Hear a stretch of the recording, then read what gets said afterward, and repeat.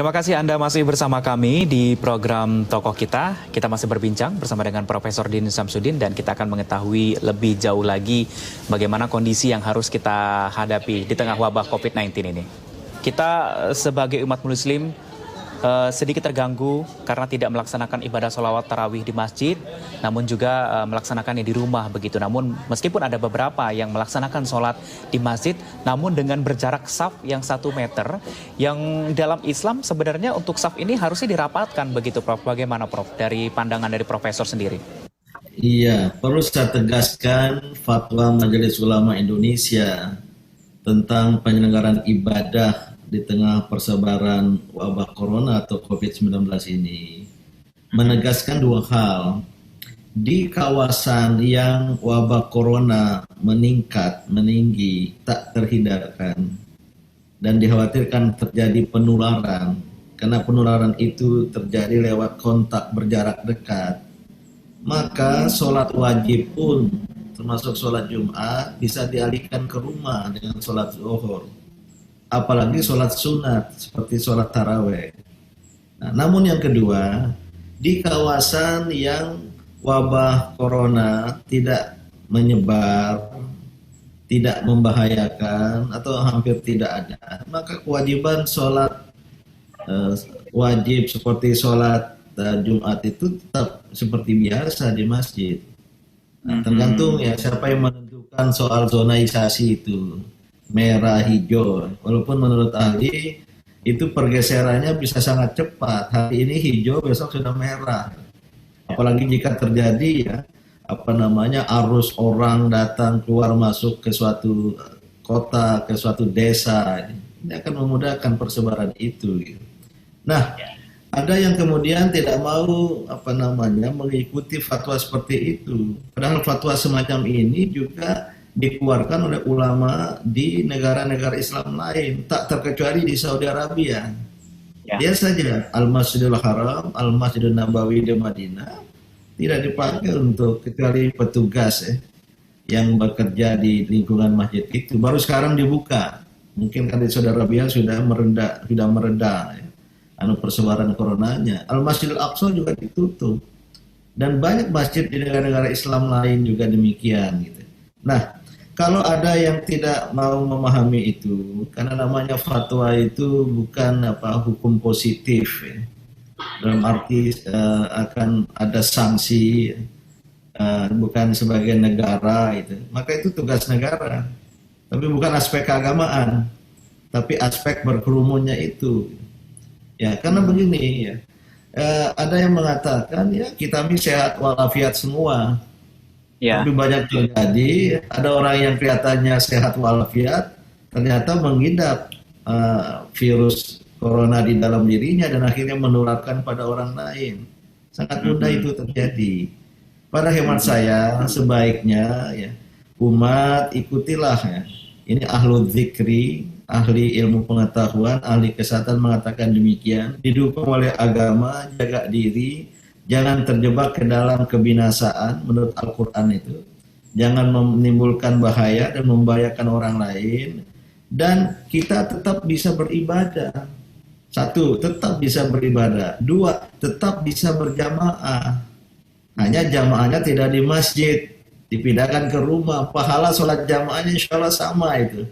Yang ketiga, ngambil hikmah. Bangun kehidupan berkeluarga. Belajar agama, belajar berjamaah bersama keluarga, itu lebih penting ya, daripada selama ini ditinggalkan hanya mementingkan untuk bertemu orang ramai. Nah, silaturahim kita dengan tetangga masih bisa dilakukan dengan cara lain. Untuk sementara waktu, sekali lagi untuk sementara waktu, sambil ya kita tetap berdoa. Jadi ibaratnya bukan kita tidak takut pada Allah, ya.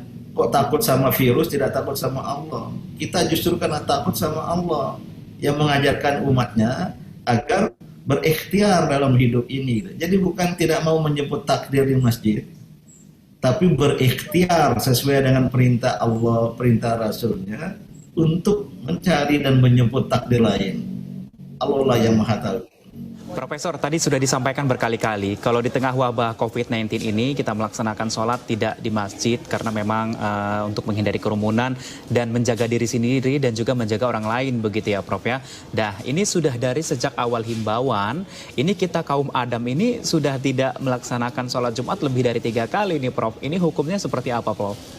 Iya, hadis bahwa tidak sholat Jumat ya, sampai 3 kali secara sengaja, maka faqad kafara, maka dia telah kafir, paling tidak kafir ibadah ya, bukan kafir akidah ya. Tapi ini kan bukan secara sengaja, dalam situasi darurat, dan itu pernah terjadi pada zaman Rasulullah, bahkan ketika hujan tidak harus kemudian sholat Jumat di masjid, gantilah dengan sholat zuhur di rumah. Jadi ada sunnahnya, ada prakteknya. Jadi tidak terkena dengan hadis tadi itu karena kita tidak bersengaja untuk meninggalkan sholat Jumat. Hadis itu terkena bagi yang meremehkan sholat Jumat. Sudah adzan di masjid pada sholat Jumat pada hari biasa, dia nggak malu. Ya, padahal Al-Quran bilang fadarul bai' idza nudiya lis-sholat min yaumil jum'ah ya fas'au ila dzikrillah wa darul bai'. Bersegeralah untuk mengingat Allah, tinggalkan segala kegiatan. Ini kan bukan bersengaja seperti itu. Semata-mata karena kondisi darurat yang oleh agama, khususnya kaidah hukum Islam itu sangat ditekankan, satu, darul mafasid muqaddam ala jalbil masalih.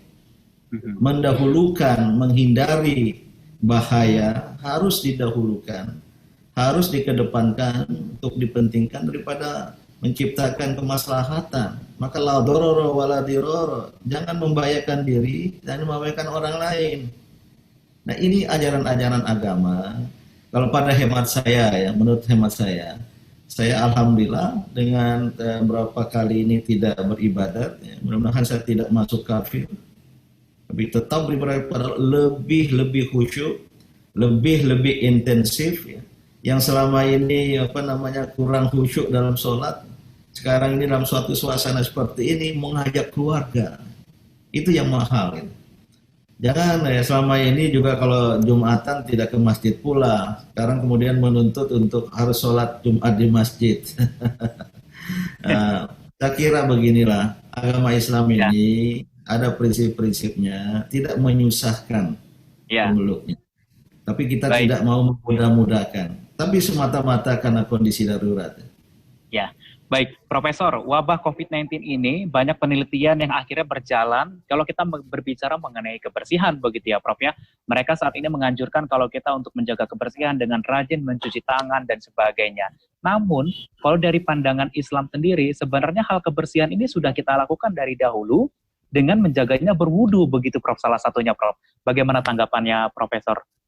Iya, sekarang sudah banyak diakui bahwa agama Islam ini sangat menekankan kebersihan dan kesucian. At-Toharah, An-Nazafah.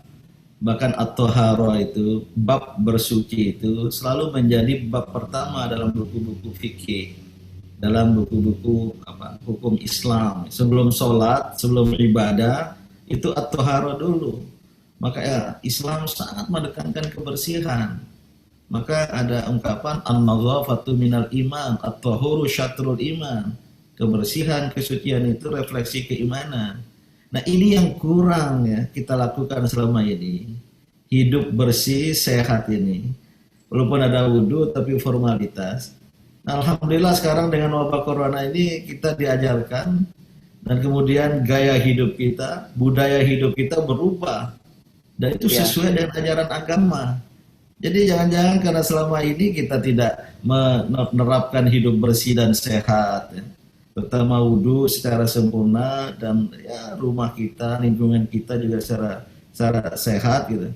Maka oleh karena itu kita mengambil hikmahnya untuk senantiasa membersihkan diri. Kalau seandainya 5 kali sehari semalam kita berwudhu, ya, bagaimana diajarkan oleh agama itu mungkin apa yang dikhawatirkan persebaran virus itu akan mudah kita hindari gitu. Dan apalagi jika dengan cara-cara pembersihan diri yang lain. Baik, Profesor, kita akan lanjutkan perbincangan kita di program Tokoh Kita ini, tapi usai jeda pariwara yang satu ini. Tetap bersama kami.